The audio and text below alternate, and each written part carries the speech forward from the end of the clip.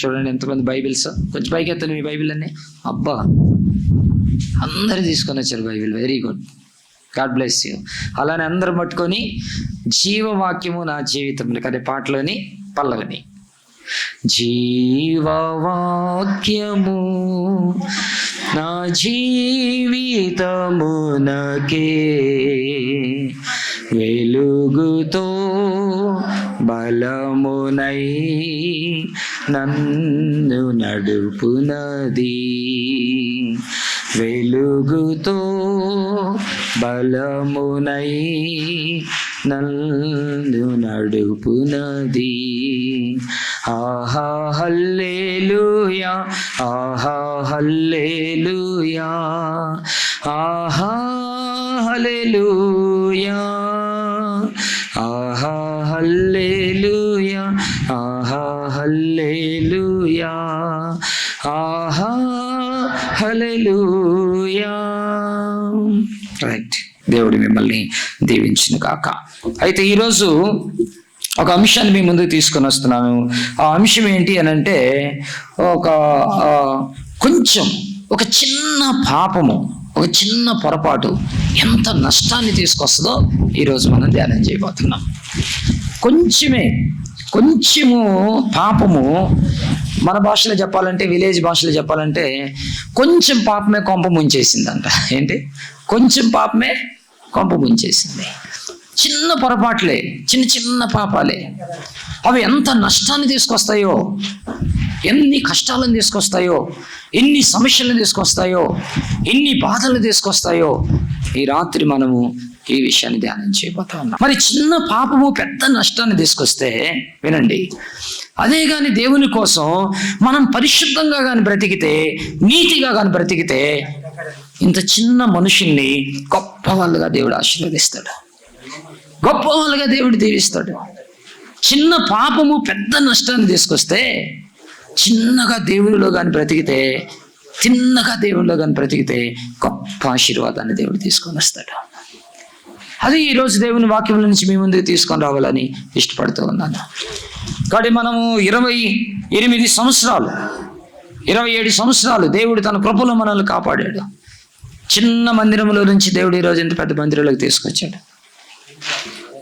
ఈ మందిరం ఇంకా చాలా పని ఉంది, దేవుడు సహాయం చేస్తాడు మనకు ఖచ్చితంగా. అయితే ఈ 28 సంవత్సరాల్లో దేవుడు చూపినటువంటి కృపల్ని జ్ఞాపకం చేసుకుందాం. అలాగే మన జీవితాలను కూడా పరిశీలన చేసుకుందాం, పరీక్షించుకుందాం. రాబోయేటువంటి దినాలలో మనం ఎలా బ్రతకాలో, ఎలా దేవుని ఆశీర్వాదాలు పొందాలో కూడా ఈ 3 రోజుల కూడికల ద్వారా మనం తెలుసుకుందాం. అయితే ఒక చిన్న పొరపాటు, ఒక చిన్న పాపము ఎంత నష్టాన్ని తీసుకొస్తుందో ఒక 2 లేక 3 వ్యక్తుల జీవితాల్లో నుంచి మీ దగ్గరికి తీసుకొస్తాను. వారిలో మొట్టమొదటిగా యెహోషువ గ్రంథము 7వ అధ్యాయంలో రాయబడింది ఆకాను అనేటువంటి వ్యక్తి. గుర్తుపెట్టుకోండి, ఆకాను ఆయన పేరు. యెహోషువ గ్రంథము 7వ అధ్యాయంలో ఈయన గురించి రాయబడింది. చాలా విషయాలు ఉంటాయి, చాలా విషయాలు చిన్నగానే క్లుప్తంగానే నేను గుర్తు చేస్తాను. ఈ ఆకాను అనేటువంటి ఆయన దేవుడు వద్దు అన్న పని చేశాడు, కాదు అన్న పని చేశాడు. దేవుని సేవకుడు, ఆయన నడిపిస్తున్నటువంటి సేవకుడు తన ప్రజలని ఏం మాట్లాడాలో మాట్లాడి, ఇదిగో మీరు పట్టణానికి వెళ్ళినప్పుడు ఆ ఊరిలో ఎటువంటి బంగారం కానీ, వెండి కానీ, వస్త్రాలు కానీ, ఆ శపితమైనటువంటిది ఏది మీరు తాకొద్దు అని దేవుడు చెప్పాడు. ఏది మీరు తాకొద్దు. ఈ యొక్క యెరికో పట్టణంలో ఏది మీరు తాకొద్దు. అయితే వీరు చేసినటువంటి పని ఏంటంటే, దేవుడు సెలవిచ్చినటువంటి మాటని మీరుతాడేదా, పొరపాటు చేస్తాడు. చిన్న పనే, చిన్నయే, కానీ అది ఎంత ప్రమాదాన్ని తీసుకొస్తుందో చూడండి. వాక్యంలో నుంచి గుర్తు చేస్తున్నాను. యెహోషువ గ్రంథంలోనికి వచ్చేద్దాం. 7వ అధ్యాయము, యెహోషువ గ్రంథము 7వ అధ్యాయము మొట్టమొదటిగా 15వ వచనాన్ని చూద్దాం. 15వ వచనం, అప్పుడు శపితమైనది ఎవని యొద్ద దొరుకునో వానికి కలిగిన వారిని అందరినీ అగ్ని చేత కాల్చివేయవలెను. ఏలయనగా వాడు యెహోవా నిబంధనను మీరి ఇశ్రాయేలీయులలో దుష్కార్యము చేసిన వాడు అనెను అని రాయబడింది. అలాగే 7వ అధ్యాయంలోనికి రండి, మరలా మొదటి వచనంలోకి వచ్చేద్దాం. శపితమైన దాని విషయంలో ఇశ్రాయేలు తిరుగుబాటు చేసిరి. ఎట్లనగా యూదా గోత్రములో జరహి మునిమనముడును జబ్ది మనుమడును కర్మీ కుమారుడినైన ఆకాను శపితము చేయబడిన దానిలో కొంత తీసుకొనెను గనుక యెహోవా ఇశ్రాయేలీయుల మీద కోపించెను. చూశారు ఈ మాటలు? దేవుడు ఏమన్నాడు? ఈ యెరికో పట్టణాన్ని మనం స్వాధీనం చేసుకుంటాము, ఈ యెరికో పట్టణంలోనికి నేను మిమ్మల్ని తీసుకొని వెళ్తాను, కానీ శపితమైనవి ఏది కూడా మీరు తాకొద్దు, ముట్టొద్దు, తీసుకోవద్దు అని దేవుడు చెప్పాడు. అలా తీసుకుంటే దేవుని కోపం మీ మీదకి వస్తుందని కూడా చెప్పాడు, హెచ్చరించాడు దేవుని సేవకుడు ద్వారా. అందరికీ మెసేజ్ వెళ్ళిపోయింది. కానీ వాళ్ళు ఏం చేశారు? శపితమైనటువంటి దాన్ని తీసుకున్నారు. అదే వారికి సమస్యగా మారిపోయింది,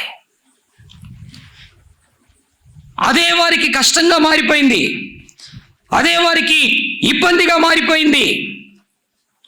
ఎంతగా వారికి అది కష్టమైపోయింది, ఇబ్బంది అయిపోయిందంటే 7వ అధ్యాయము చూడండి, ఇంకో కొన్ని వచనాలు కూడా చదువుతాను మీకు అర్థం అవటానికి.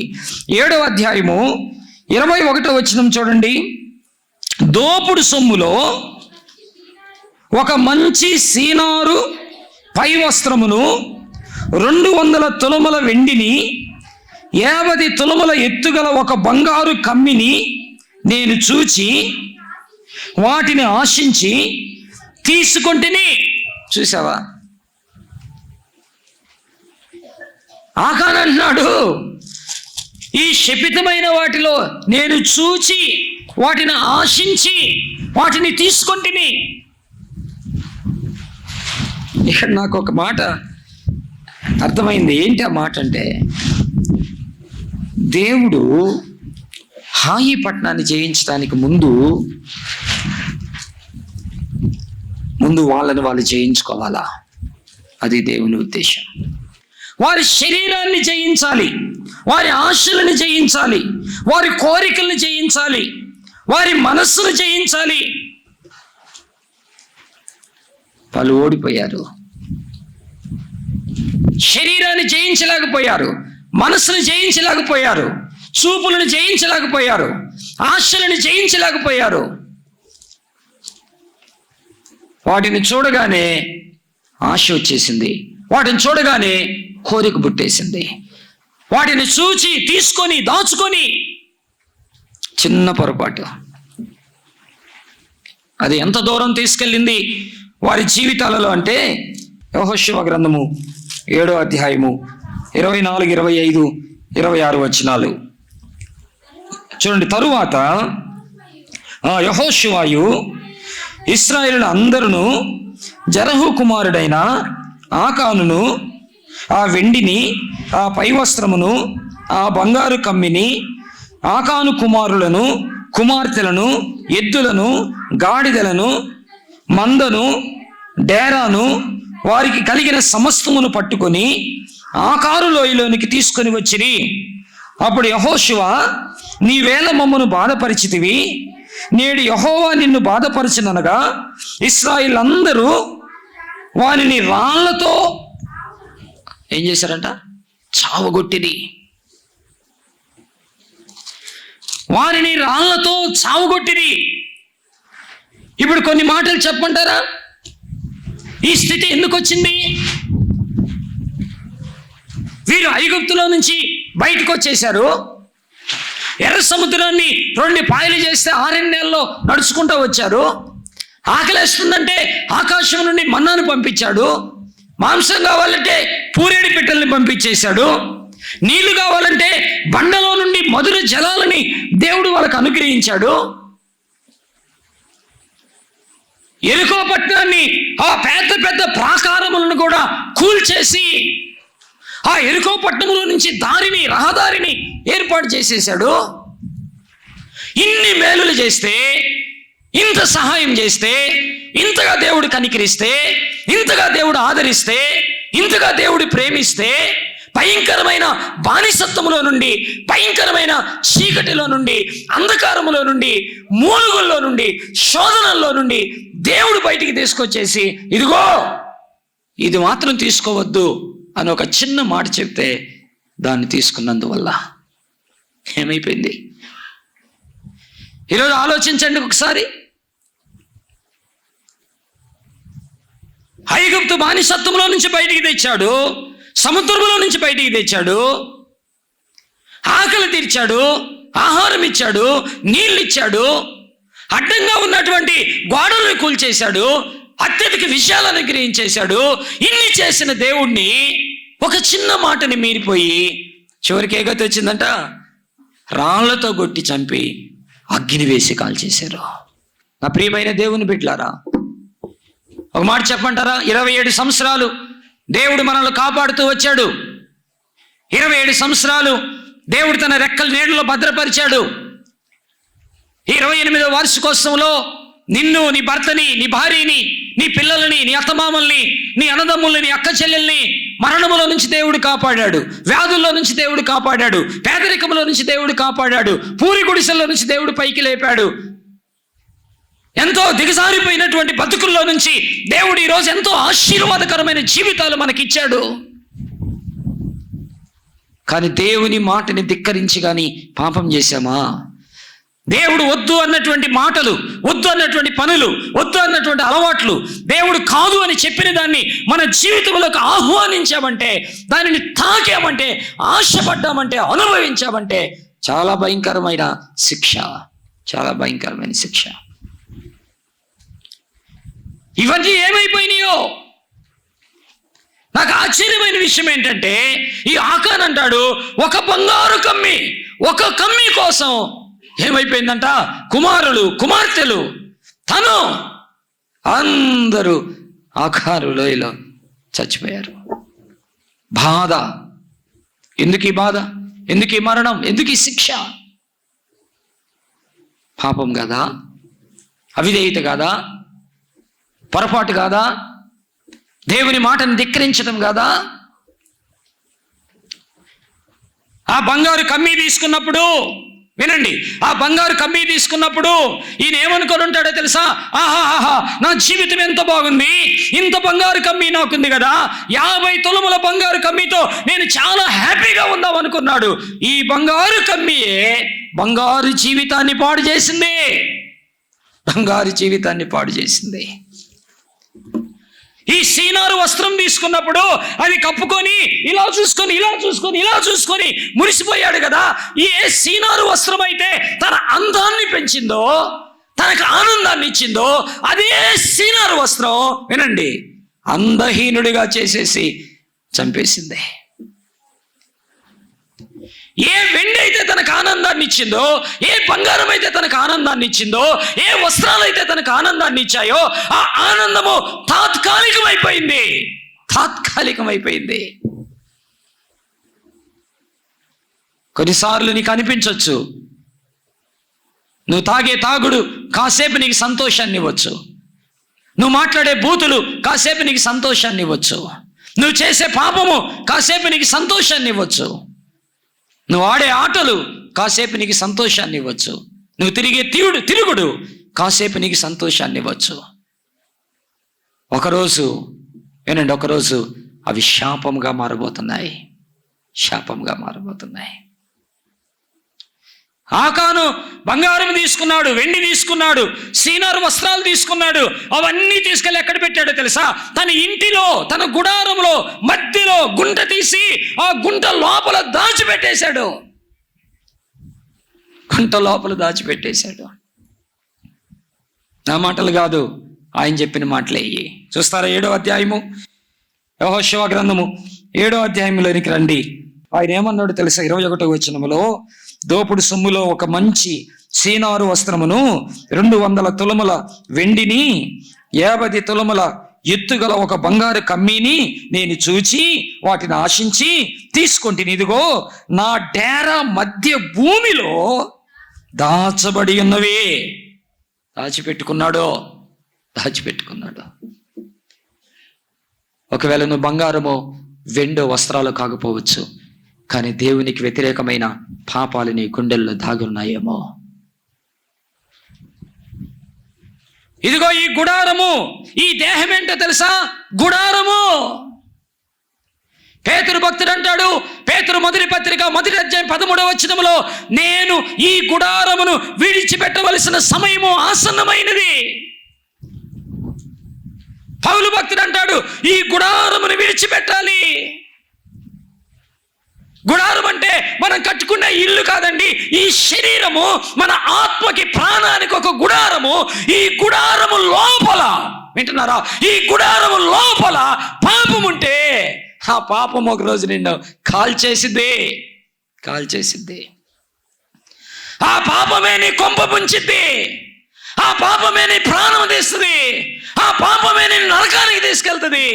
ఆ పాపమే నీకు మనశ్శాంతి లేకుండా చేసిద్ది. ఆ పాపమే నిన్ను దోషిగా నిలబెట్టిద్ది.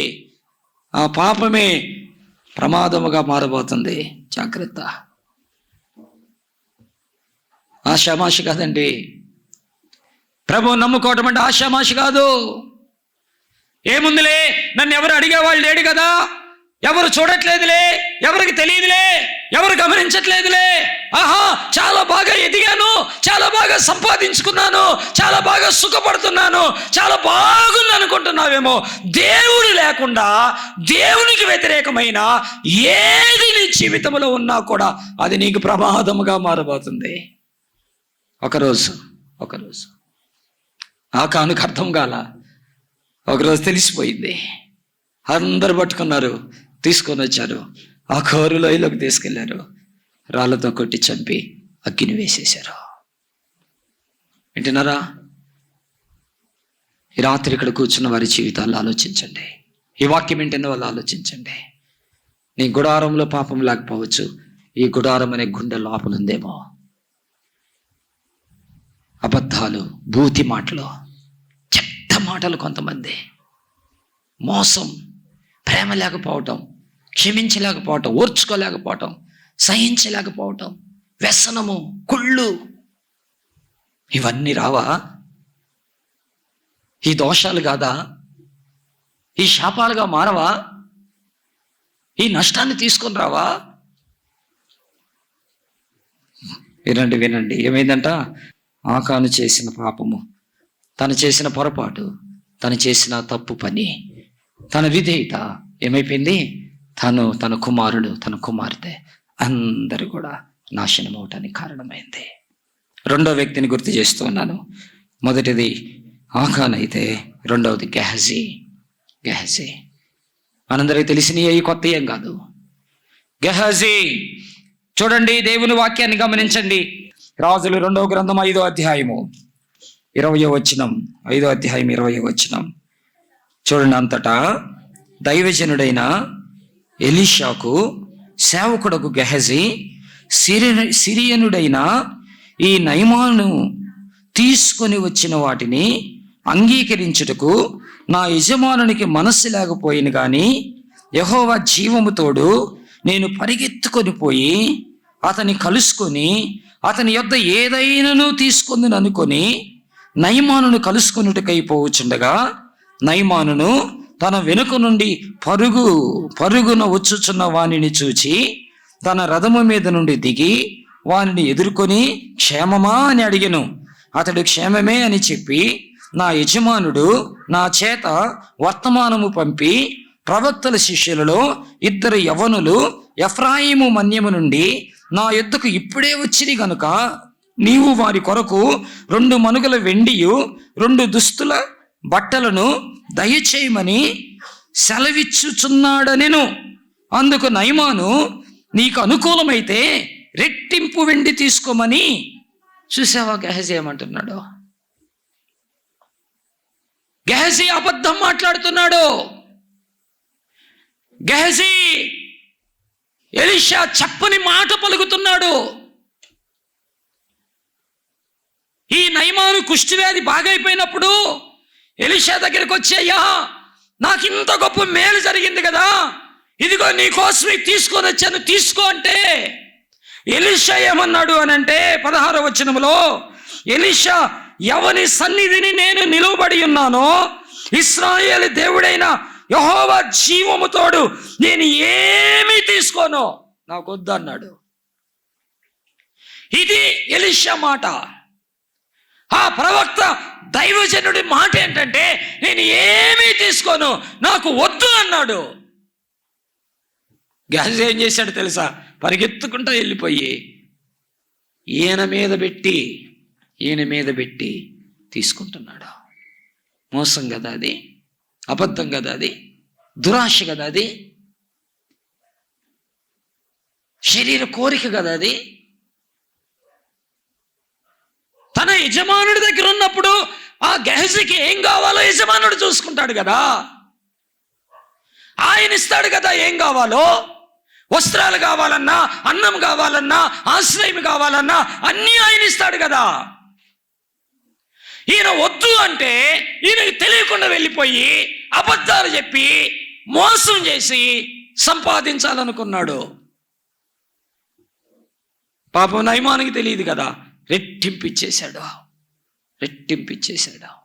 అవి తీసుకొని రండి దేవుని వాక్యంలోనికి 24వ వచనం చూడండి ఏమన్నాడు.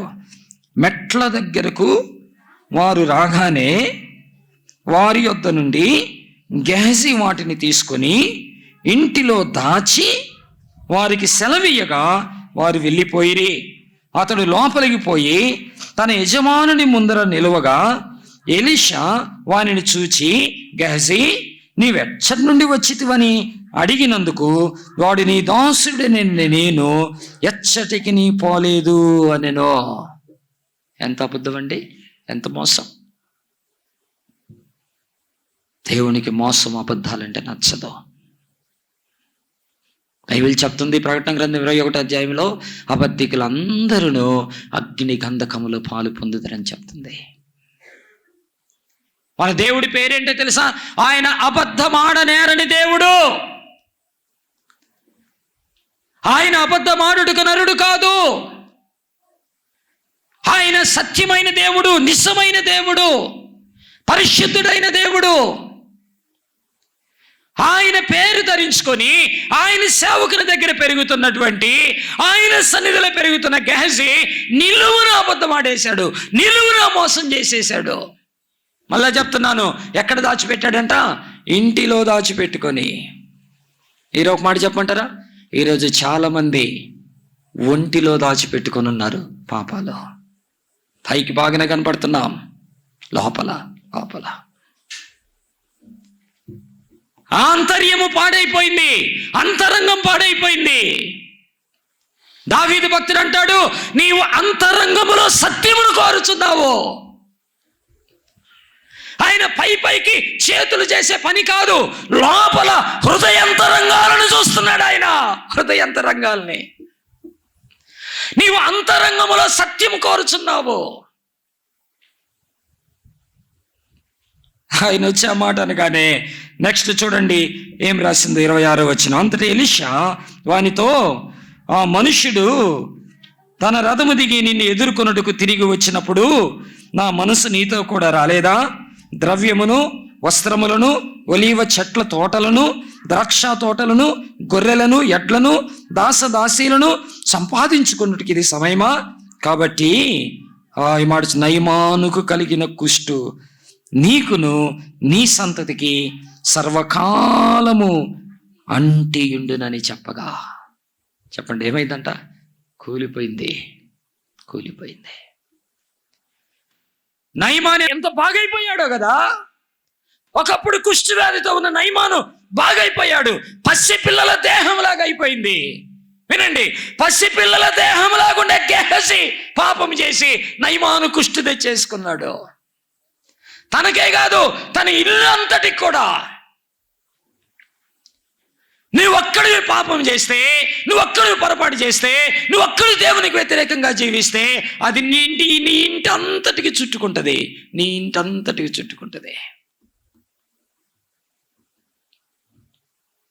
అది నీ సంఘం అంతటికి చుట్టుకుంటుంది. అది నీ ఊరంతటికి చుట్టుకుంటుంది. మీకు సంగతి చెప్పంటారా? మనం పెళ్ళిళ్ళకి వెళ్ళామనుకోండి, ఎక్కడికైనా పెళ్ళిళ్ళకి వెళ్ళినప్పుడు అమ్మాయి తరపున మనం వెళ్ళామనుకోండి, అబ్బాయి దగ్గరికి వెళ్ళాలి కదా. అక్కడికి వెళ్ళినప్పుడు ఎవరో ఒకడో ఇద్దరు దాగి కాల్ చేస్తారు. అప్పుడు ఏమంటారు తెలుసా వాళ్ళు? ఈ చెరువునొప్పుల ఏమంటారండి? తాగింది ఎంతమంది? ఒకడో ఇద్దరు. పేరెవరికి?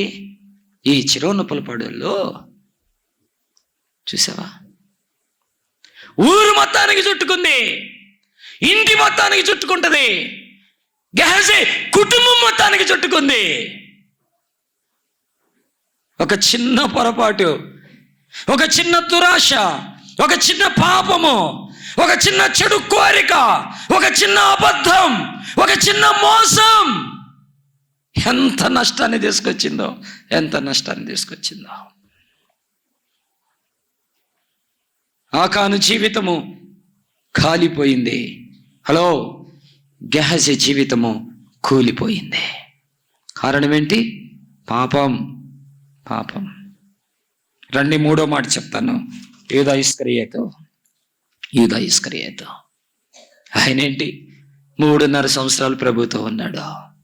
ఇది ఎంత అన్యాయం అండి, ఎంత మోసం. 3.5 సంవత్సరాలు ప్రభుతో ఉన్నాడు. 5 రొట్టెలు 2 చేపలు 5,000 మందికి పంచేటప్పుడు కూడా ఆయన అక్కడే ఉన్నాడు. కానాలో జరిగిన వివాహానికి పిలిచినప్పుడు ఈయన కూడా వెళ్ళాడు. నీటిని ద్రాక్షారసముగా మార్చిన సందర్భంలో ఈయన కూడా ఉన్నాడు. సిలోయము కోనేటి దగ్గర 38 సంవత్సరాల పక్షవాయు గలవాన్ని ప్రభువు బాగు చేసినప్పుడు ఆయన అక్కడ ఉన్నాడు. వినండి. శతాధిపతి యొక్క కుమారుని బాగు చేసినప్పుడు ఆయన అక్కడ ఉన్నాడు. సేనాదయ్యాన్ని వెళ్ళగొట్టినప్పుడు అక్కడే ఉన్నాడు. ఇంటి పైకప్పు విప్పి ఆ యొక్క పక్షవాతం గలవాడిని ఆయన ముందు దించినప్పుడు, నీ పరిపెత్తుకొని నడువు అన్నప్పుడు అక్కడే ఉన్నాడు. వింటున్నారా?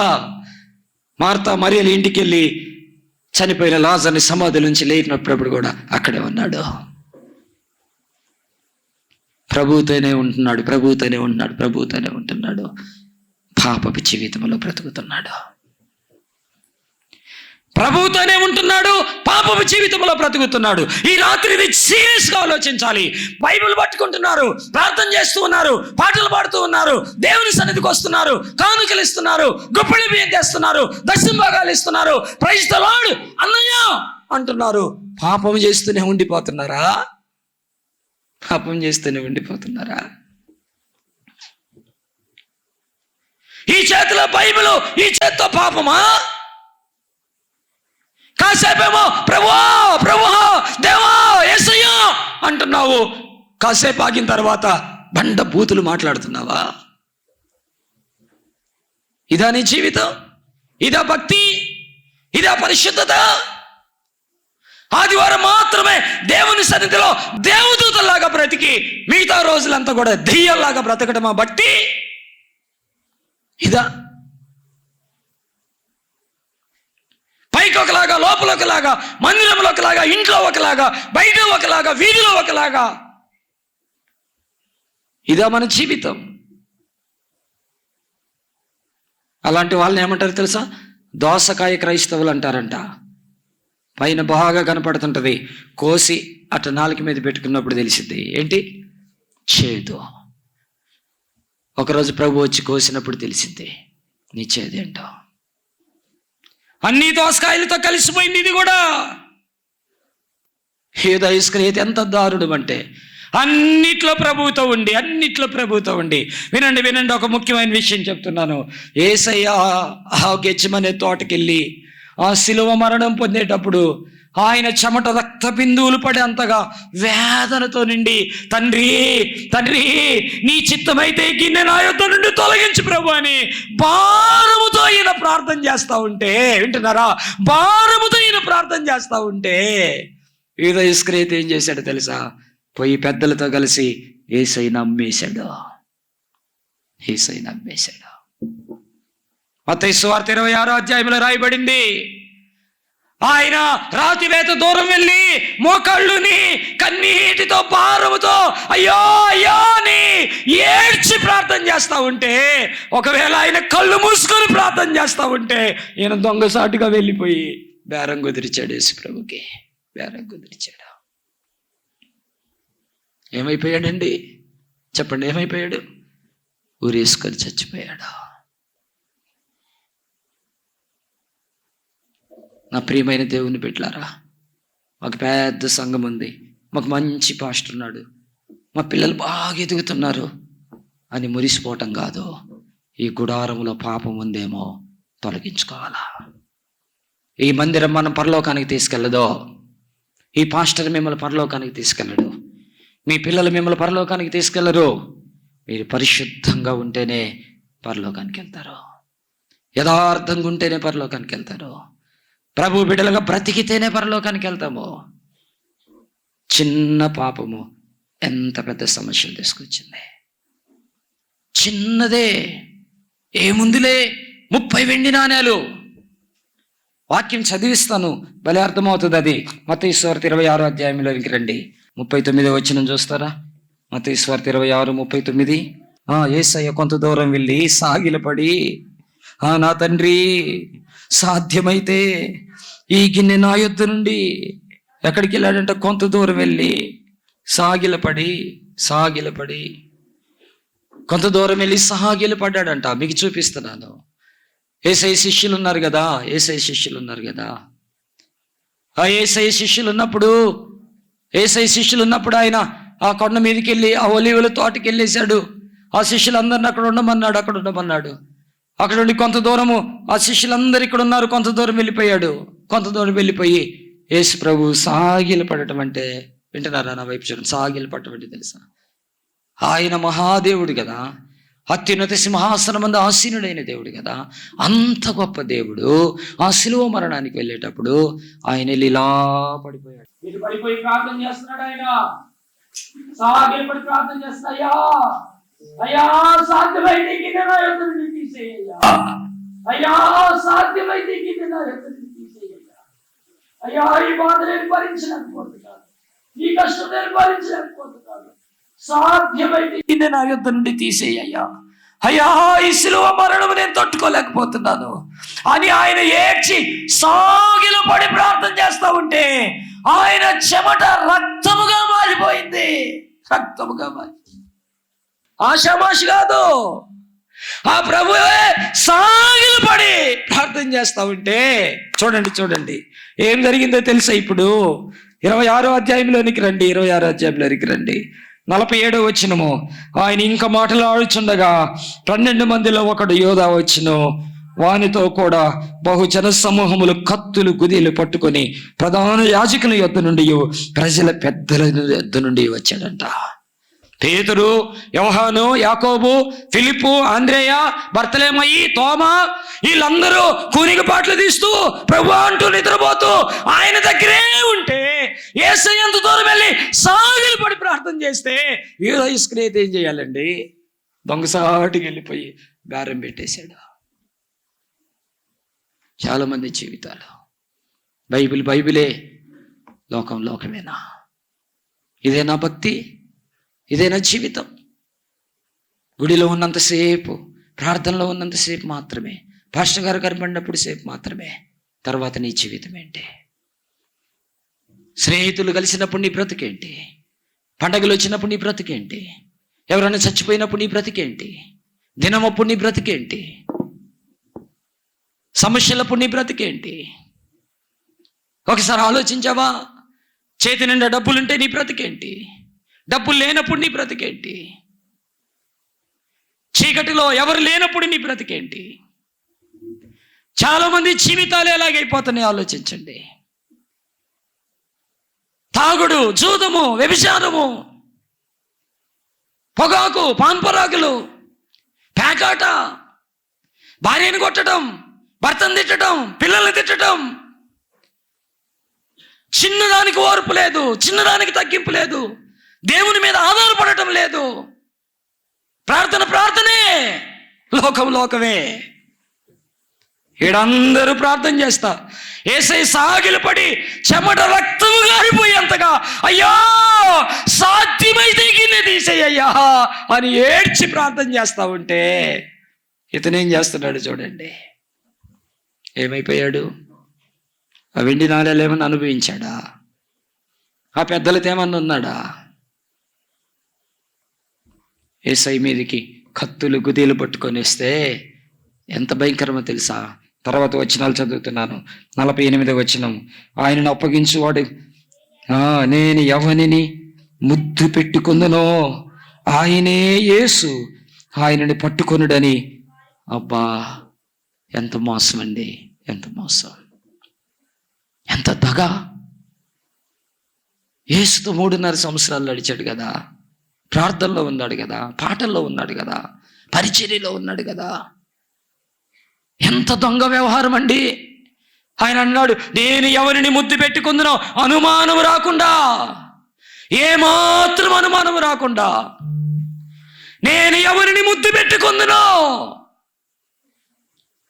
ఆ పదాలు కూడా ఎలాంటి మాటలు మాట్లాడాడో చూడండి. 49వ వచనంలో ఆయనను అప్పగించువాడు నేనెవరిని ముద్దు పెట్టుకుందును ఆయనే యేసు, ఆయనను పట్టుకొనుడని వారికి గుర్తు చెప్పి వెంటనే యేసు వద్దకు వచ్చి ఏమంటున్నాడు? బోధకుడా, నీకు శుభమని చెప్పి ఆయనను ముద్దు పెట్టుకొనెను. ఏమైపోయాడండి? యూదా ఇస్కరియోతు అపోస్తలత్వాన్ని కోల్పోయాడు, పరలోకాన్ని కోల్పోయాడు, ప్రభు సన్నిధిని కోల్పోయాడు, ప్రాణాన్ని కూడా కోల్పోయాడు. చిన్నదే మనం ఎన్ని పాటలు పాడామనేది కాదు, ఎంత ప్రసంగం చేశాననేది కాదు, ఎన్ని కానుకలు ఇచ్చామనేది కాదు, ఎంత పరిచర్య చేశామనేది కాదు. దేవునికి ఇష్టంగా ఉందామా లేదా అనేదే దేవుడు చూస్తాడు. మన మాట, మన చూపు, మన వినికిడి, మన నడక, మన పడక, మన వ్యవహారాలు, మన పద్ధతులు, మన ప్రణాళికలు, మన విధానం దేవుని చిత్తంలో ఉందా లేదనేదే ఆయన చూస్తాడు. చిన్న పొరపాటు కొంప ముంచేసింది. ఆకాను వెళ్ళిపోయాడు, అగ్నితో కాల్చబడ్డాడు, గ్యాజి కుష్టి వ్యాధితో పోయాడు. యూదా ఇస్కరియోతు ఊరేసుకొని నాశనమైపోయాడు. అంతేకాదండోయ్, యోనా ఒక చిన్న విధేయతే కదా, ఇటుపో అంటే ఇటు పోయాడు, పెద్ద ఏం లేదు. నినేవేకెళ్ళి చెప్పాయి అంటే తార్షీషుకు పోయాడు. ఏమైపోయిందండి? పెద్ద తుఫాను. బైబిల్ చెప్తుంది ఓడ బద్దలవు గతి వచ్చిందని చెప్తా ఉంది. చీట్లేశారు, ఎత్తి సముద్రంలో పడేశారు. ఎందుకు సముద్రంలో పడేయాల్సి వచ్చింది? ఇటు అంటే ఇటు పోయాడు. చిన్న విషయమే. తప్పిపోయిన కుమారుడు, రే వద్దురా నాన్న వద్దు, నీదే కదా ఈ ఆస్తి, నీదే కదా ఈ ఇల్లు అంటే, కాదు నా ఆస్తి నాకు కావాలన్నాడు. తీసుకెళ్ళి దుర్వ్యాపారంతో పాడు చేశాడు. ఏమైపోయాడండి? చింపిరి జుట్టు, చిరిగిపోయిన బట్టలు, పందులు పొట్టు, ఆకలితో అలమటించిపోయాడు. ఏమైపోయింది జీవితం? చిన్నదే కదా అనుకోవద్దు, చాలా పెద్ద ప్రమాదానికి గురవుతా ఉన్నాం. ఒకవేళ ఇప్పుడు మనల్ని అగ్ని దహించలేకపోవచ్చు, ఇప్పుడు మన కుష్టి వ్యాధి రాకపోవచ్చు, ఇప్పుడు మనం ఊరేసుకొని చచ్చిపోకపోవచ్చు, ఇప్పుడు మనం ఎత్తి సముద్రంలో వేయకపోవచ్చు, మనం వెళ్ళి చినిగిపోయిన చింపిరి బతుకుతో ఉండకపోవచ్చు. కానీ ఒకరోజు రాబోతుంది, అదే యేసయ్య రెండవ రాకడ ఒకరోజు రాబోతుంది. దేవుని వాక్యం చెప్తా ఉంది, ఇదిగో నేను త్వరగా వచ్చుచున్నాను, వాని క్రియల చొప్పున సిద్ధపరిచిన జీతం నా యుద్ధం ఉందన్నాడు. నీకోసం నా కోసం కలువరి శిలువలో ప్రాణం పెట్టిన యేసయ్య, మన కోసం పరలోకాన్ని వదిలిపెట్టి పశువుల పాకలోకి వచ్చిన యేసయ్య, ఒకటి తక్కువ 40 కొరడా దెబ్బలు తిని ఆయన మాంసం ముద్దగా మారిపోయిన యేసు ప్రభు, సొగసైనను స్వరూపమైనను లేనివాడైపోయిన ఆ ప్రభు, పాలలాంటి దేహము కలిగిన వాడు, 10,000లో అతి కాంక్షణీయుడైన ప్రభు, గుర్తుపట్టలేని వాడిగా మారిపోయిన యేసయ్య, ఆకాశానికి భూమికి మధ్యలో ఆ కలువరి శిలువలో వేలాడిన ప్రభు, మన కొరకు చనిపోయి తిరిగి లేచి ఆరోహణమైపోయి మరలా రాబోతున్నాడు. తన సంఘాన్ని పరలోకానికి తీసుకెళ్ళడానికి మరలా రాబోతున్నాడు. తన పిల్లలను నిత్య రాజ్యములో ఉంచడానికి మరలా రాబోతూ ఉన్నాడు. ఆయన వచ్చేలోపు నువ్వు సరి చేసుకుంటావా? బతికిపోయినట్టే. లేదు, నేను ఇంతే, నేను మారను, నేను ఇలానే మోసం చేస్తాను, నేను ఇలానే లోకము దేవుడు 2 రకాలుగా బ్రతుకుతాను, ఇది ఎవరికి తెలియదులే, తెలిసినా ఏం చేస్తారులే అని విర్రవీగుతావా? ఆయన కొరడ ఆయన చేతిలో ఉంది, ఆయన చేట ఆయన చేతిలో ఉంది. బైబిల్ చెప్తుంది పొట్టుని అగ్నిలో వేస్తాడు, గింజలని ఆయనతో ఉంచుతాడు. ప్రార్థన చేసుకుందాం, తల ఉంచుదాం, కన్నులు మూసుకుందాం. ఈరోజు ప్రభువు నీతో మాట్లాడితే చిన్నదే కదా, ఏముందిలే అనుకుంటున్నావేమో, ఆ కొంచెమే అతని కొంప ముంచింది. ఆ కొంచెమే తను రాళ్ళతో కొట్టబడటానికి కారణమైంది. ఆ కొంచెమే కుష్ఠవ్యాధికి కారణమైంది. ఆ కొంచెమే ఉరిపెట్టుకోవడానికి కారణమైంది. ఆ చిన్న విధైతే సముద్రంలో పడేయటానికి కారణమైంది, తుఫానుకు కారణమైంది, ఓడ బద్దలైపోయే గది వచ్చింది. ఆ చిన్న విధైతే కారణం ఏంటి? అవిధేయత కదా, పాపము కదా, దురాశ కదా, శరీరాన్ని జయించలేకపోవటం కదా, వేషధారణ జీవితం కదా. వస్త్రాలను చూసి మురిసిపోయాడు, బంగారు కమ్మీని చూసి మురిసిపోయాడు, 200 మనుగుల వెండిని చూసి మురిసిపోయాడు, గుడారములో దాచిపెట్టాడంట. ఈ రాత్రి నా ప్రియమైన వాళ్ళారా, పాపము నీ గుండెల్లో దాచిపెట్టావేమో. నా భర్తకు తెలియదులే అనుకుంటున్నావు, నా భార్యకి తెలియదులే అనుకుంటున్నావు, నా తల్లిదండ్రులకు తెలియదులే అనుకుంటున్నావేమో, నా బిడ్డలకు తెలియదులే అనుకుంటున్నావేమో, నా సంఘానికి తెలియదులే, నా సేవకునికి తెలియదులే అనుకుంటున్నావేమో. అది ఆ ప్రభువుకి తెలుసు, అది ఎక్కడుందో ఆ ప్రభువుకి తెలుసు. యెహోషువతో అన్నాడు ప్రభు, శపితమైనది తీసుకున్నాడు ఆకాను, అది తన గుడారములో భూమిలో దాచిపెట్టాడని చెప్పాడు దేవుడే. ఆయనకి మరుగైనది ఏది లేదు బ్రదర్, సిస్టర్. వేషధారణ జీవితాలొద్దు. ఈరోజు తీర్మానం చేసుకుందామా? ఈ 28వ వార్షికోత్సవంలో ఇన్ని సంవత్సరాల్లో నటించావేమో, 2 రకాల జీవితాన్ని జీవించావేమో. ఓర్పు లేకుండా, సహనము లేకుండా, తగ్గింపు లేకుండా, పరిశుద్ధత లేకుండా, నీతి లేకుండా బ్రతికావేమో. సరి చేసుకుందామా? ఈరోజు ప్రభువుకు అప్పగించుకుందామా మన జీవితాన్ని? ఎంతకాలం ఇలా జీవిస్తాం? సరి చేసుకుందాం. దయగలిగిన మా తండ్రి, నీ ఘనమైన పరిశుద్ధ నామానికి వందనాలు, స్తోత్రాలు చెల్లిస్తున్నా. ఆ కొంచెమే కొంప ముంచినది అన్నట్టుగా ఆ కొంచెమే ఆకాను జీవితాన్ని పాడు చేసింది. ఆ కొంచెమే గెహజీ జీవితాన్ని పాడు చేసింది. ఆ కొంచెమే ఇస్కరియోతు జీవితాన్ని పాడు చేసింది. ఆ కొంచెమే యోనాని సముద్రంలో పడవేయటానికి కారణమైంది. ఆ కొంచెమే తప్పిపోయిన కుమారుని జీవితం భ్రష్టుపట్టడానికి కారణమైపోయింది. ఆ కొంచెమే ఈరోజు సరి చేసుకోవడానికి సహాయం చేయండి. యోనా పశ్చాత్తాపడినట్టుగా, తప్పిపోయిన కుమారుడు పశ్చాత్తాపడినట్టుగా ఎంతమంది బిడ్డలు ప్రభు క్షమించని అడిగారో, పశ్చాత్తాపంతో నీ దగ్గరికి వస్తున్నారు. కనికరించి దయ చూపించండి అయ్యా, పవిత్రపరచండి అయ్యా.